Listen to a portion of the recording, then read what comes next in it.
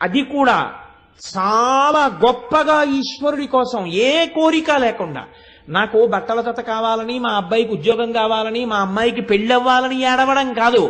ఒక్కసారి ఈశ్వర నా కంటికి కనపడవా అని ఏడిచేవాడుంటే వాడి కోసం శివుడు సిద్ధంగా ఉన్నాడు. అందుకే ఆ మహానుభావుడు ఒక మాట అంటారు, నిన్నే రూపముగా తలంతు మొదలో నీ రూపు మోకాలో స్త్రీచన్నో కుంచమో మేకపెంటికయో నాకున్ సాకారంబుగా చూపవే చిన్నీరేజ విహారమత్త మధుపా శ్రీకాళహస్తీశ్వర అంటాడు ధూర్జటి. నువ్వు భక్తులను అనుగ్రహించడానికి రకరకాలుగా కనపడ్డావు, ఈ భక్తుణ్ణి కూడా అనుగ్రహించడానికి ఒక్కసారి సాకారంగా కనపడవయ్యా శంకర అని ఏడిచాడు. అంతే. మహానుభావులు చూడండి, కృష్ణదేవరాయల వారి ఆస్థానంలో ఉన్న వాళ్ళు అష్టదిగ్గజాలు ఎన్నో పుస్తకాలు రాశారు.